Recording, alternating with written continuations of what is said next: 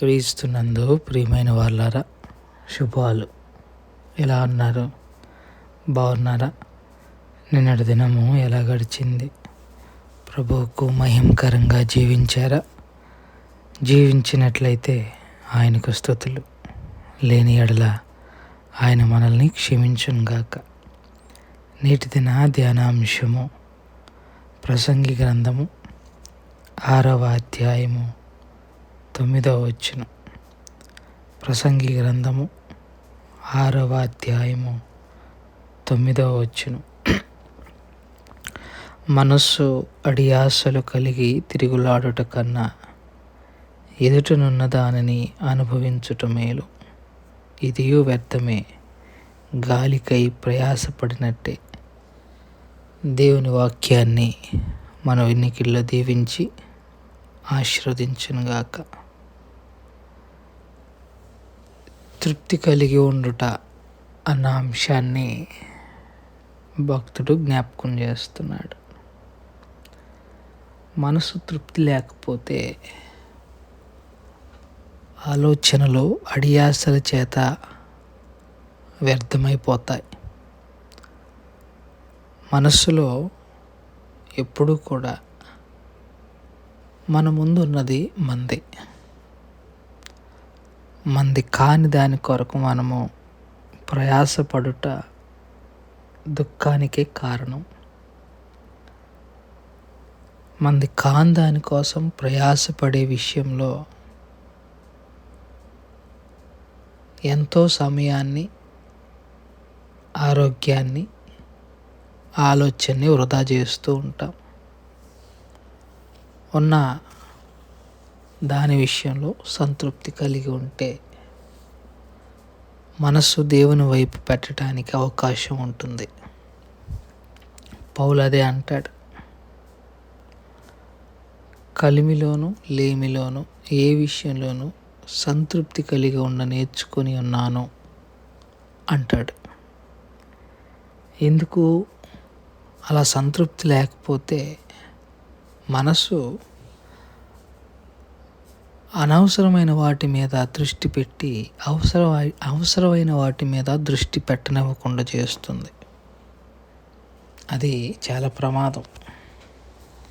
ఎందుకంటే ఈ లోకంలో జీవిస్తున్నప్పుడు ఏది అవసరమో ఏది అవసరం లేదో, ఏది మందో ఏది మంద కాదో అన్న బేరూజీ వేసుకోగలిగిన విషయ జ్ఞానము మనిషి దగ్గర ఉండాలి.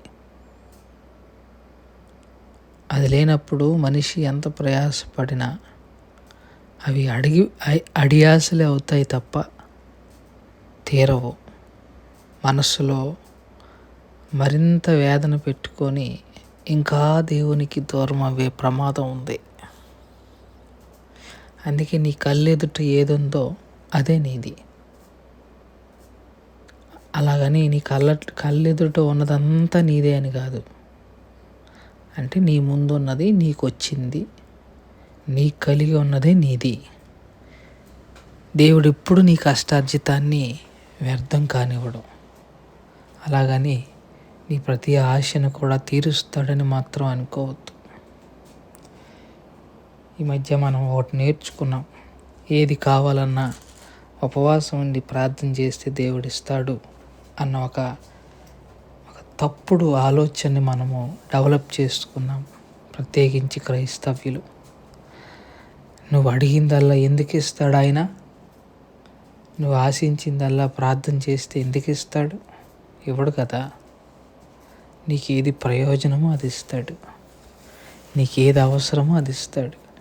ఆ ఇచ్చిన దాన్ని ఎంతలా సద్వినియోగం చేసుకుంటావా అన్నది ప్రాముఖ్యం. కానీ ఇవ్వలేని దానికోసము, లేని దానికోసము ఆశపడి నీ సమయాన్ని, దేవునితో గడిపే అత్యంత విలువైన ప్రాముఖ్యమైన సమయాన్ని కోల్పోయే ప్రమాదం ఉంది. అది గుర్తుపెట్టుకొని ప్రవర్తించాలని ప్రభు పక్షంగా విజ్ఞప్తి చేస్తున్నాను. ఆశపడవచ్చు, తప్పలేదు. కానీ అది దేవుని సన్నిధిలో అడిగి అవసరం అనుకుంటేనే దాని మీద దృష్టి పెట్టు. లేదు అనుకుంటే ఉన్నదాన్ని సద్వినియోగం చేసుకోవటానికి దృష్టి పెట్టు. ఉన్న ఉద్యోగం, ఉన్న ఆరోగ్యం, ఉన్న ఆర్థికమైన పరిస్థితులు, వాటి మీద జాగ్రత్త పరుచుకో. లేని వాటికి నిచ్చెన వేసి నీ విలువైన సమయాన్ని వృధా చేస్తూ దేవునికి దూరం కాకూడదు అని మనవి చేసుకుంటూ ఈ మాటలను ఇంతటితో ముగించుకుంటున్నాను. దేవుడు దీవించి ఆశీర్వదించును గాక. ప్రార్థన చేసుకుందాం. మమ్మల్ని మిక్కిలిగా ప్రేమించిన మా ప్రియ పరలోకపు తండ్రి, మీ పాదాలకు స్తోత్రాలు. చెప్పబడిన వాక్యాన్ని బట్టి మీకు స్తోత్రాలు. విన్న వాక్యము మా హృదయంలో భద్రపరుచుకొని వాక్యానుసారంగా జీవించగలిగిన కృపను దయచేయమని యేసు నామములో అడిగి వేడుకుంటున్నాం తండ్రి. ఆమేన్. God bless you.